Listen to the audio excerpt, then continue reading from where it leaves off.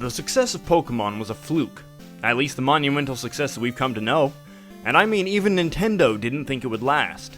The developers of the first few games assumed Pokémon was just a fad and would die off by the turn of the millennium. Originally started from lead creator Satoshi Tajiri's love of bug collecting, this collect-a-thon RPG showed promise to the higher-ups at Nintendo, such as Shigeru Miyamoto, but even the Western localization team didn't imagine that American audiences would care for the cute creatures, and pushed for more aggressively designed monsters. But of course, Game Freak and the producers at Nintendo stood their ground, and we wound up with the notable and memorable creatures that we've all come to know. The development team even had to halt work on Pokémon to raise funds with other projects. All of their work paid off when in 1996, Pokémon Red and Green were released to Japanese audiences, before getting a slight tune-up and eventually releasing as Red and Blue internationally. These first games, in what would become a monstrous franchise, sold more than a whopping 31 million units on the Game Boy, not even counting the additional 14.6 million copies of the special Yellow Edition that followed soon after. The development of the Pokémon franchise was truly one of those a little boy with a dream sort of stories, and through the pursuit of that dream, the legacy of the Pokémon series will exist for as long as video games continue to be played. So let's figure out how this little third-party title ended up solidifying one of the best-selling and most easily recognizable video game franchises of all time by looking into what's so great about Pokémon's first generation.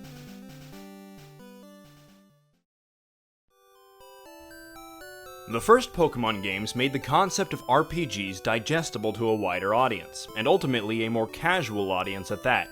I didn't even realize until much later in my life that Pokémon was an RPG of any kind, because of how well they spoon-feed the concept to you.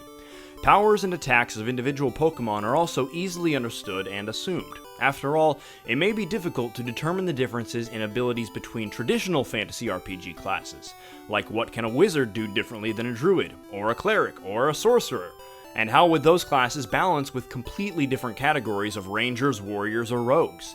But just from a surface level understanding, it's much easier to tell the difference between fire, water, grass, and electricity. The use of a rock-paper-scissors approach to combat also made it easily digestible.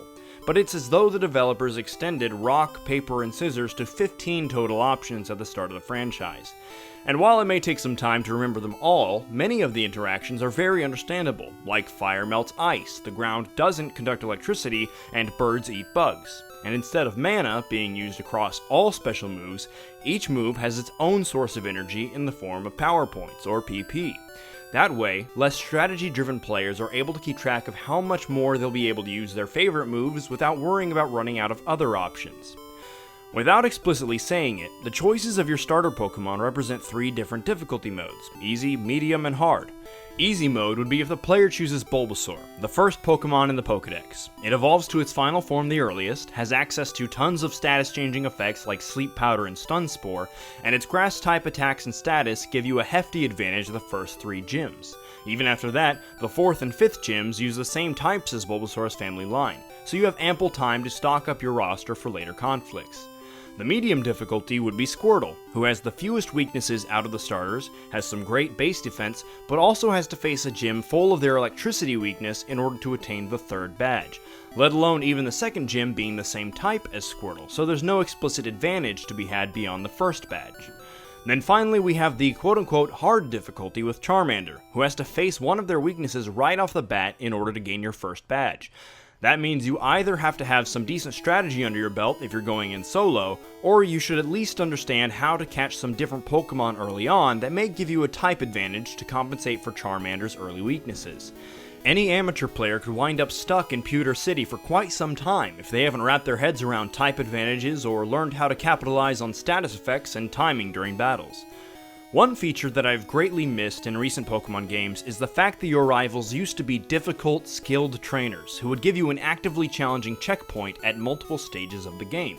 For a moment, let's look at Gary Oak, or as he appears in the games, Blue. First off, his personality from the start is a snot-nosed neighbor kid who has never been told no. He takes whatever he wants from his grandfather, and we've seen through the dialogue at the beginning of the game that he's impatient, rude, and overly competitive. So of course, we want to beat the drool out of this mongrel's mouth, right? Well, at the very first fight, you two are at a pretty even playing field, because although he'll choose the starter with a type advantage against yours, he won't actually have any moves of that type to take advantage of, so you're both stuck with relatively even attacks. So whether you defeat him or not in that first battle, you continue on with the start of your adventure, understanding the general flow of combat now. Then, throughout the game, at random yet appropriately paced intervals, you two will cross paths again. And if you're unprepared, he can easily defeat your team every time. And with all encounters after the first, you actually have to defeat him to continue on your way, apart from the one optional encounter in front of the Indigo Plateau. The greatest aspect of these periodic challenges is the fact that your rival is one of the only few trainers you will come across in the entire game who has a balanced team. While each city or route may have a general theme of Pokemon or type for you to face, culminating in gym leaders that have focused, discernible weaknesses, Blue will actually challenge the structure of your own team by demanding more from you in terms of how you've collected and trained your own Pokemon. As the game continues, he'll have stronger and rarer Pokemon with a wide array of types, attacks, and stats, providing an excellent challenge every time you encounter him. And here's the thing, he should be aggravating. From the moment you meet him, he's meant to be that guy who's always in your way and always one step ahead, despite the fact that his sprite is the same size as everyone else in the game. Partnered with that theme music of his, it even feels like his strut is one of cocky defiance. Throughout the following Pokemon games, we would continue to have difficult one-upping rivals through at least the first 3 generations. In fact, in a couple instances, like Pokemon Yellow and the whole 3rd generation, we would even have additional rivals who were equally challenging and provided a change with their varied teams. Then, in Gen 4 and 5, we started seeing the dual rival format. One who chooses the starter you're weak against, and one who chooses the starter you're strong against. And they would still have varied teams, but against one of these rivals, who were also in a story sense becoming more like bumbling sidekicks or light-headed friends, you would usually have the upper hand.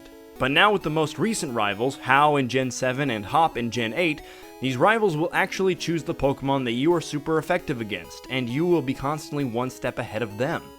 They also, in a personality sense, become a lot less driven as rivals, to the point that it's just not nearly as fun to compete with them as the early instances of Blue, Silver, and Brendan or May. In fact, just that list of rivals shows that your parallel challenger through your adventure could be anywhere from friend to enemy in the sense of the story, and still be a compelling competitor. But I think few Pokemon games have nailed that extra sense of motivation in facing a rival as it was handled in the first generation of games. There are a good number of secrets sprinkled around the region of Kanto, and not just the kind of secrets and rumors that spread across school playgrounds everywhere about crazy ways to get Mew or evolving your Raichu into a Peekaboo. But there were plenty of secrets such as hidden objects in rocks and bushes, and even how to evolve some of the more complicated Pokemon families. This allowed for exciting communication between players who were eager to share the things they've discovered. After all, sharing with other players was an integral part of the Pokemon experience. Players that really wanted to consider themselves Pokemon masters had to embrace the idea of trading and battling not only in-game, but with their fellow Pokemon trainers in the real world as well, and the game forces you in that direction if you're aiming for 100% completion, between each game having a handful of unique monsters, a number of evolutions that could only be obtained by trading, and even multiple choices to be made along the way, not just with your starter, but for instance how to evolve Eevee and which fossil to choose. The legendary Pokemon are presented very late in the game. In fact, in my recollection, nobody even mentions the legendary birds in dialogue, and Mewtwo and Mew aren't mentioned until near the 7th gym. The first time you see any legendary creature on the main path of the game would be Moltres' appearance at the top of your screen in Victory Road, which you have no context to really understand what you're seeing there. The other 2 legendary birds are off somewhere in the land of Kanto, tucked into minor, easily missed corners of the world, requiring the player to really explore every corner of the land and sea if they want to complete their Pokedex. The final challenge against the Elite Four is an excellent way to have a quote-unquote boss fight in a game that isn't centered around combat at all, considering how generally every other fight in the game is very standalone, giving you plenty of time to heal or otherwise take account between each fight, or even leave altogether to go restock at a town. But there's no escaping the Elite Four, and if you're running low on items or moves or health, then you're going to have to tough it out and either pull through or fail, respawning at the front doors and knowing that you need to train a little more before you try again. In fact, this game really has 2 ultimate objectives, and players have the freedom to decide which one is more interesting or pressing to them. You have the goal of becoming the Pokemon champ at Indigo Plateau, but if you really think about it, this wasn't your goal to begin with. When you first set out from Pallet Town, a young trainer setting off with their new Pokemon friend, your goal was to complete the Pokédex and catalog every species of Pokemon out there. Professor Oak doesn't mention anything about gym badges or defeating a crime syndicate or becoming master of Pokemon battles. These are all just challenges along the way as you discover what's going on outside your hometown. They're exciting events that give you a little more guidance on what to do and where to go next, but if at any point you don't feel like going into that next conflict, you can explore the areas you've already been to, walk around in the grass or fish off the coast, and keep adding to your collection, truly expanding on what it means to be a Pokemon master. The use of sound and music was so fully utilized in this game that it makes so many other Game Boy and even NES games look like completely bland messes by comparison. As many of us are aware, Pokemon has some of the most recognizable music out of the entire video game side of media, with many towns and routes having specific themes, different songs for fights depending on which kind of opponent you're facing, and even different music depending on if you're traveling by bike or on water. Then of course there are all of the Pokemon cries, which are, in my opinion, an incredible feat of Game Boy audio technology, assigning creative, individualized sound bites to every Pokemon out there, and using sneaky tricks to do so. In case you weren't aware, there are only 38 different sound effect groups of Pokemon cries for all of the original 151 monsters, with all of them being adjusted in terms of pitch and speed, among a few other variables, to take advantage of the memory in the Game Boy cartridge, but still give every Pokemon more personality.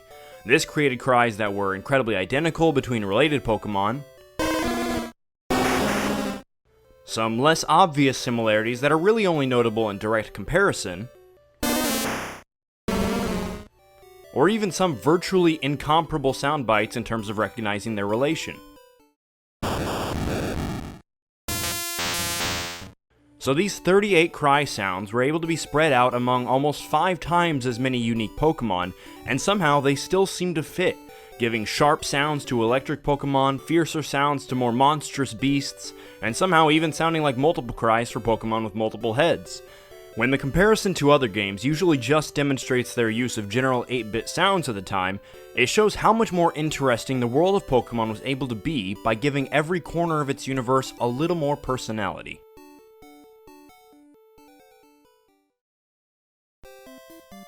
There are a lot of opinions out there as to which Pokemon generations were the best, or the most enjoyable, or the most unique.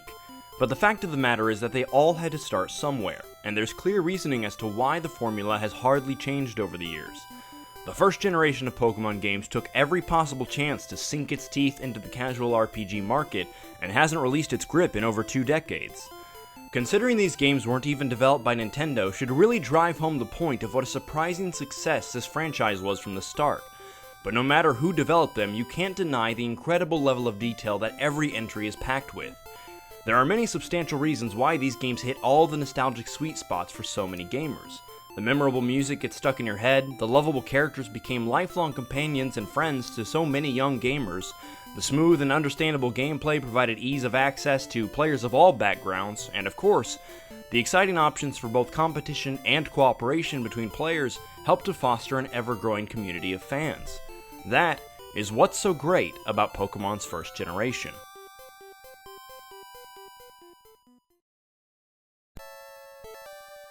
Thank you all for joining us on this episode of What's So Great About Gaming, as we explored the Kanto region of Pokemon's first generation. Make sure to tell us what you think about Pokemon Gen 1, or even suggest a game for another video. If you want to hear what's great about another game, check out the link to our last episode, Advance Wars, on screen or in the description, and please take the time to subscribe and to be involved in the discussions here. Thanks again for watching. Now go play a great game. We'll see you next time.